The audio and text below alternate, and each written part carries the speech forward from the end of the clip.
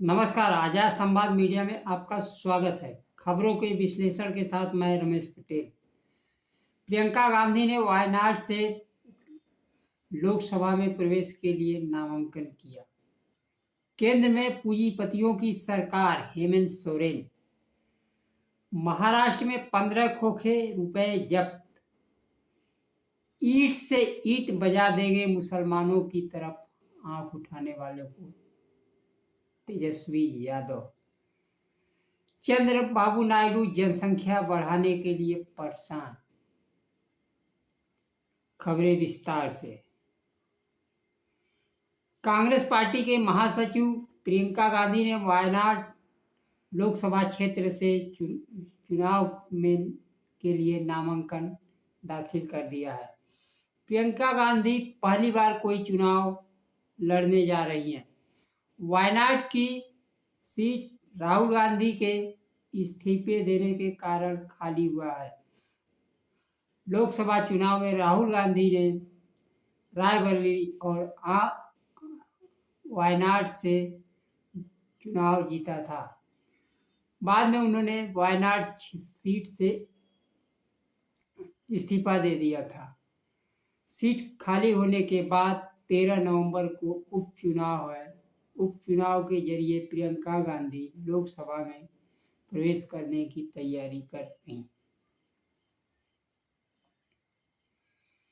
प्रियंका गांधी के नामांकन में कांग्रेस के अध्यक्ष मल्लिकार्जुन खड़गे, सोनिया गांधी, विपक्ष के नेता राहुल गांधी और प्रियंका गांधी के परिवार शामिल हुए।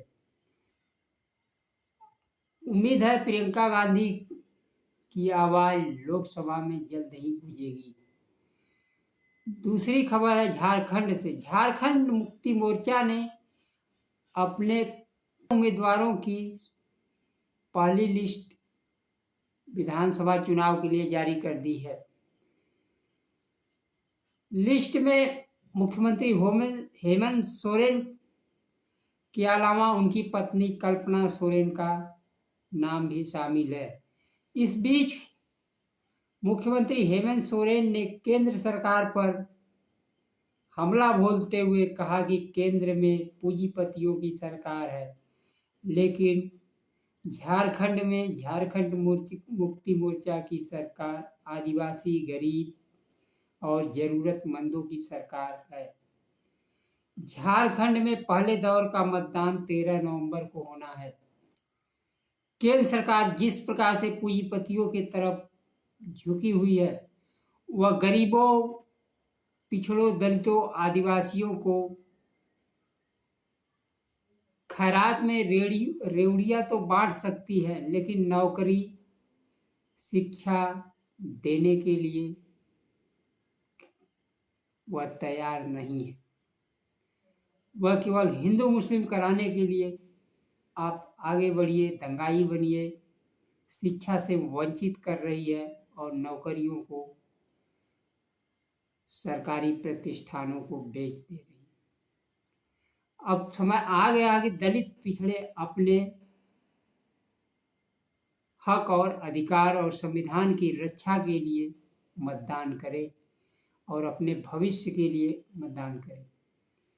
जहां भारतीय जनता पार्टी के नेताओं के बच्चे विदेश में पढ़ रहे हैं, विदेश में नौकरी कर रहे हैं, गृह मंत्री अमित शाह के बेटे मुसलमानों के साथ गलबैयां कर रहे हैं, हाथ मिला रहे हैं, और वही बीजेपी गरीबों को, बच्चों को नफरत की बीज बो रही है। बहराइच में जिस प्रकार से हिंसा हुई और पुलिस ने कहा कि हम 2 घंटे का मोहलत दे रहे हैं, आप लोगों को जो भी करना हो कर लो।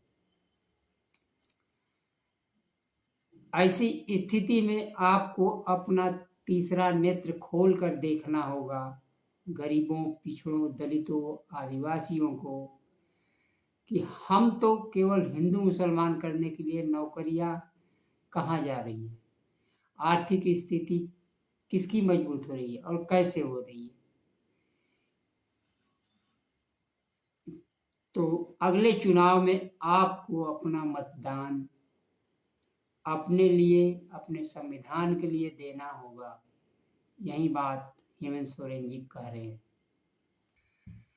महाराष्ट्र पर प्रकाशित हिंदी दैनिक सामना ने अपने संपादकीय में लिखा है, जब से महाराष्ट्र में खोखेबाजी के जरिए सरकार बनी है, 50 खोखे एकदम ओके का नारा लोकप्रियता के चरम पर पहुंच गया है। भले ही नारा गद्दारों की जान जलाता था, लेकिन यह नारा कितना प्रासंगिक है, इसका जीता जागता उदाहरण अब सिर्फ महाराष्ट्र ही नहीं, पूरी दुनिया देख लिया है। कहा जा रहा है कि महाराष्ट्र विधानसभा चुनाव में खोखेबाजों ने प्रति वोट 5,000 रुपए का भाव रखा है। महाराष्ट्र विधानसभा चुनाव में खोखेबाजों के प्रति नाकेबंदी कर कुछ गाड़ियों को रोका गया। इसमें एक वाहन में 5 करोड़ राशि जब्त की गई। गद्दारों की भाषा में कहे तो एक वाहन में 5 करोड़ राशि नगद प्राप्त की गई, लेकिन कहा जा रहा है कि यह राशि 15 करोड़ रुपए थी, जिसका अर्थ गद्दारों की भाषा में 15 खोखे है। केंद्रीय मंत्री गिरिराज सिंह जिस प्रकार से हिंदू स्वाभिमान यात्रा बिहार में निकाल रहे हैं, बिहार के पूर्व मुख्यमंत्री तेजस्वी यादव ने कहा, मुसलमानों पर बुरी नज़र रखने वालों का ईंट से ईंट बजा देंगे। तेजस्वी यादव ने यह बात भारतीय जनता पार्टी के नेता केंद्रीय मंत्री गिरिराज सिंह के हिंदू स्वाभिमान यात्रा को लेकर कही। तेजस्वी यादव ने कहा कि भारतीय जनता पार्टी के नेताओं ने सीमांचल के इलाके में जनता से जुड़े मुद्दे पर तो बात नहीं की, बल्कि वह एक भाई से दूसरे भाई को लड़ाने की कोशिश कर रहे हैं। बिहार के मुख्यमंत्री नीतीश कुमार इस यात्रा पर अभी अपनी चुप्पी नहीं तोड़ी है। बिहार में पूर्व मुख्यमंत्री लालू प्रसाद यादव ने जिस प्रकार से लाल कृष्ण आडवाणी को रथ यात्रा रोकी थी, नीतीश कुमार ने गिरिराज सिंह की यात्रा पर एक वक्तव्य तक नहीं दिया। देश में अमन चैन कायम रहेगा, तभी हिंदू मुसलमान रहेंगे। लालू यादव ने कहा, इंसान रहेंगे, हिंदू रहेंगे, मुसलमान रहेंगे, जब बचेंगे तभी न मंदिर में कोई जाएगा, कोई मस्जिद में जाएगा। जब इंसान ही नहीं रहेंगे, हिंदू मुसलमान नहीं रहेंगे, तो कौन मंदिर में पूजा करने जाएगा, कौन मस्जिद में इबादत करने जाएगा। देश के दक्षिणी राज्यों के मुख्यमंत्री चंद्रबाबू नायडू आंध्र प्रदेश के तथा तमिलनाडु के मुख्यमंत्री एम.के. स्टालिन ने ज़्यादा बच्चा पैदा करने के लिए कहा है। उन्होंने बच्चे पैदा कर उत्तर और दक्षिण के राज्यों में नया बहस छेड़ दी है। दूसरी सियासी चिंता शुरू हो गई है। उन्होंने कहा, अब समय आ गया है कि दंपति 16-16 बच्चे पैदा करें, जिसके मूल में राजनीतिक है। कहा जा रहा है कि लोकसभा में परिसीमन में आबादी के हिसाब से सीटें बढ़ाई जाएगी। दक्षिण के राज्यों को जनसंख्या नियंत्रण का दंड दिया जाएगा। परिसीमन में दक्षिण के राज्यों में कम सीटें बढ़ेगी, जो जनसंख्या के अनुपात में बढ़नी है। इसी आशंका से ग्रसित होकर चंद्रबाबू नायडू और स्टालिन ने जनसंख्या बढ़ाने की बात कही है, जिसमें कहा जा रहा है कि दक्षिण के राज्यों की सीटें या तो स्थिर रहेगी या नाम मात्र की बढ़ेगी, जबकि उत्तर भारत के राज्यों की सीटें जनसंख्या के अनुपात में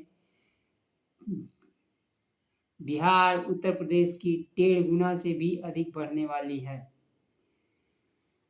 अब समय आ गया है कि अच्छे काम का पुरस्कार स्वरूप दिया जाए, दंड न दिया जाए, बल्कि जनसंख्या नियंत्रण योग किया है, सभी प्रदेशों को सामान्य भागीदारी दिया जाए। यह न किया जाए कि उत्तर भारत के प्रदेशों का दबदबा रहेगा और दक्षिण के भारत केंद्र शासित प्रदेश की तरह भीख मांगते फिरे। देश में उत्तर दक्षिण का समन्वय बनाकर चलना होगा। नमस्कार। जय संविधान।